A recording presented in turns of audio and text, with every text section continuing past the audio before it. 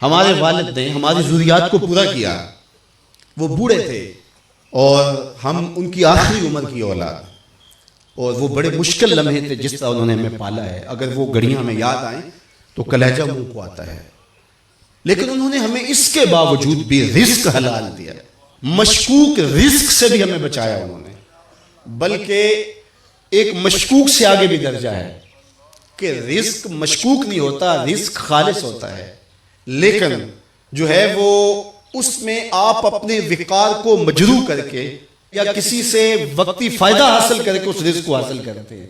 الحمدللہ اللہ کے فضل سے انہوں نے ہمیں اس سے بچایا۔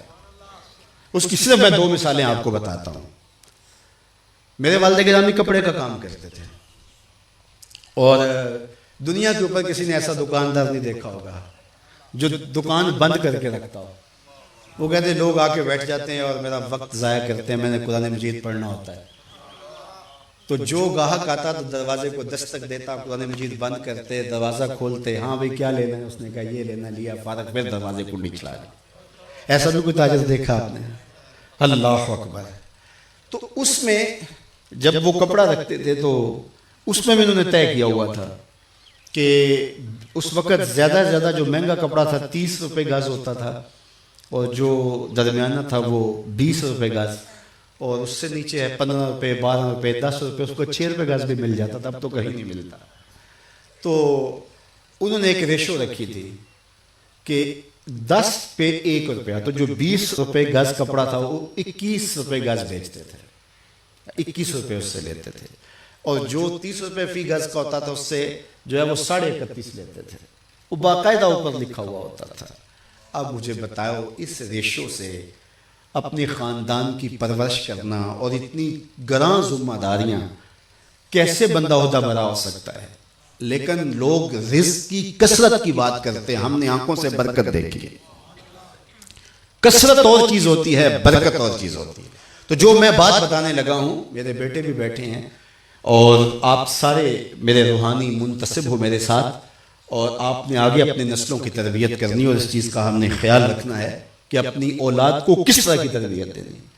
تو وہ جو کپڑا بیچتے تھے اس کے اندر لٹھا بھی ہوتا تھا، تو جب کوئی کفن کے لیے کوئی فوت ہو جاتا اور کفن کے لیے لینے آتا تو وہ جو لٹھا بیچتے اس کے اوپر وہ 1 روپیہ بھی نہیں لیتے تھے، وہ جو قیمت خرید تھی اس پر دیتے تھے۔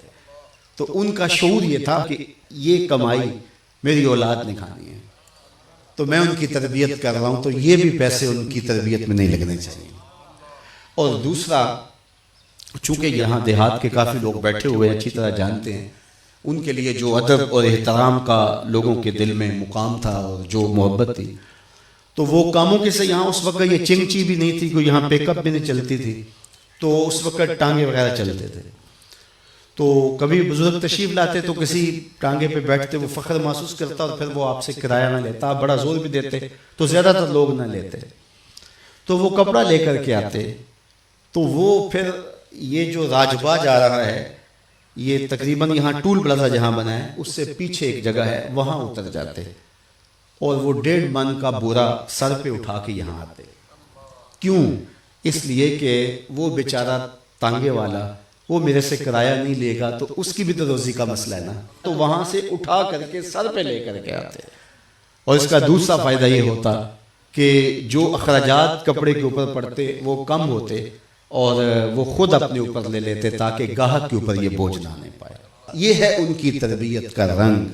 تو یہ بات ذہن میں رکھیے گا کہ اپنی اولاد کے لیے سال رزق کے لیے کوشاں رہنا، اور اس کے لیے محنت کرنا، اور شعوری جدوجہد اور شعوری محنت میں لگے رہنا۔